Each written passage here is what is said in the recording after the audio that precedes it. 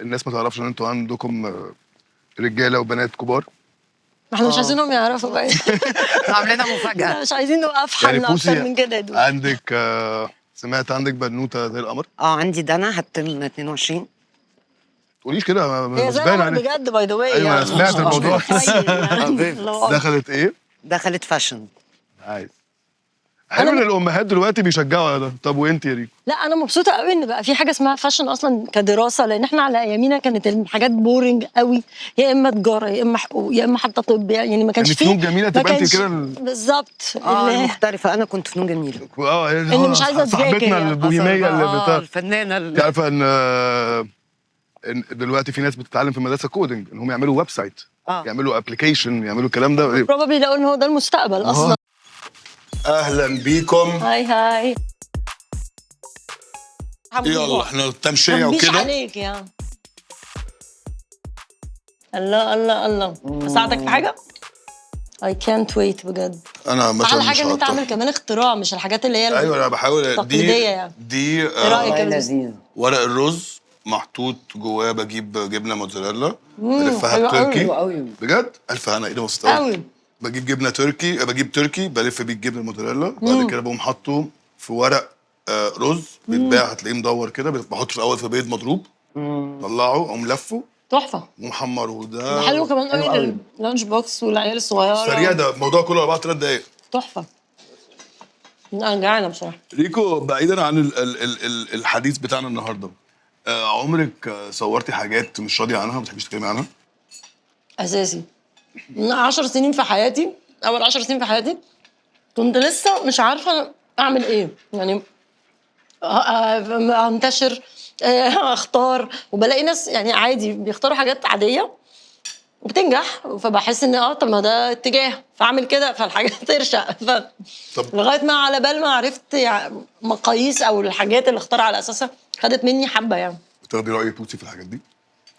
انا باخد راي بوسي لانها ملكه الدراما عامه، بتحب تتفرج 24 ساعه، تتفرج على المسلسلات فظيعه، عندها توليرنس رهيب، عندها استعداد تتفرج على نفس المسلسل 90 مره.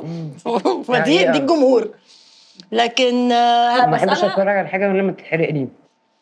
وعندها كاركتر غريب قوي، لازم احرق لها المسلسل عشان تتفرج عليه، لازم اقول لها النهايه، ما اعرفش ايه السبب. ما بتحبش الادرينالين. ما بحبش المفاجآت. ماشي ده.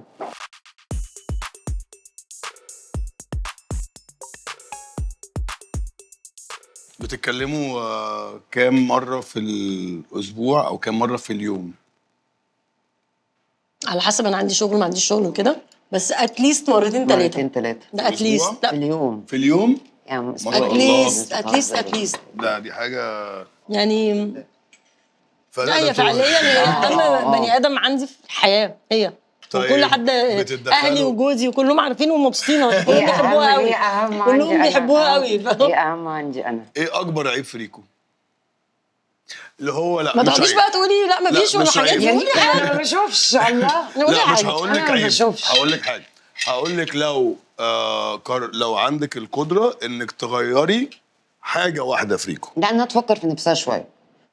اوكي. هي بتفكر في اللي حواليها طول الوقت. لا يعني لو هطلب منها حاجه لنفسها انها تفكر في نفسها شويه. طيب وانت لو هتطلبي حاجه من بوسي او هتغيري في بوسي حاجه؟ انها تبقى اكتر يعني هي بوسي، انا نفسي هي تخرج اكتر، تنبسط اكتر، تسافر اكتر. هي قاعده قوي. فاكريني قاعده مكتئبه في البيت؟ مش مساله خالص. انا مبسوطه جدا. مش مساله اكتئاب، بس انا ببقى عايزاها تخرج اكتر، عايزاها ما انا ببقى خارجه يا حبيبتي في البيت مبسوطه جدا. البيت الشتوي بتاعي كده. بس في الصيف لا، في الصيف بخرج واروح في الصيف يعني دي الحاجه الوحيده اللي انا ببقى نفسي ان هي تبقى اكتر تتحرك معاكي. انا اقول لهم والله انا مبسوطه جدا. يعني انا جايباها هنا اصلا، خلي بالك هنا ده تهديد السلاح يعني. طب بس الاكل عجبك؟ جدا الحمد لله جدا. طيب بتتدخلوا في تربيات ولاد بعض؟ يعني يعني ممكن تقولي لا ما ينفعش تقولوا كده قدامي؟ يعني بيتم الموضوع. هو بيبقى بالعكس، هو يعني هي مش بنتدخل، هي بالعكس اللي هو انا لما هي تبقى فيرم مثلا قوي اقول لها هي تهدي الدنيا. اعملي شويه لما انا مثلا ببقى متضايقه من ابني في حاجه هي تبرر له، يعني مش بننتقد التربيه بل بالعكس بنظبطه، بتشوفوا الفيو اللي مش يعني هي بتبقى عايزه تدلع ابني وانا ببقى عايزه ادلع بنتها بالظبط. بالاخر. هو بيبقى كده دايما، يعني هو الموضوع بيتحول ان ريكو اللي بتدلع دانا وانا اللي بدلع يوسف، وفي الاخر احنا اللي بنربي يعني. اطول خناقه بينكم كانت قد ايه؟ لا عمر مفيش قمصة قاعد كده؟ لا في والله اسبوع ما كده من 3 ايام في اليوم. لا اسبوع ما فيش وقت من حياتنا كده. اسمهم ايه لما بيقولوا على لما حد يبقى الناس الطيبه دي ابن حلال بالظبط. في ابن حلال كده. الناس كانت بتتدخل بيحاولوا بس ما بيحاولوا. في ناس بتغير، يعني ممكن يكون حد بيغير من علاقتك معاه فيجي يقول لك ازاي قريبين كده لسه قايلين مش عارفه ايه. بيحاولوا بس احنا وانس ان احنا اتكلمنا الموضوع ما خدش وقت طويل، بس الوقت ده ما كناش اتكلمنا. اول ما اتكلمنا فهمنا القصه كمان، ومن ساعتها بقى دي كانت يعني عارف اللي هو فعلا نقعد ببعض زي ما انتوا بتقولوا، رب ضارة النافعة. دي حقيقه فعلا، لان ده كانت الموقف ده خلاص ما بقاش بعد كده انه ماتر ايه اللي بيحصل او حد اصلا ما بقاش في حد اصلا يجي حتى يتكلم في الموقف. خلاص يعني بقينا تابوه تماما، يعني علاقتنا بقت غير مسموح ان اي حد يدخل مهما كان قربه لينا.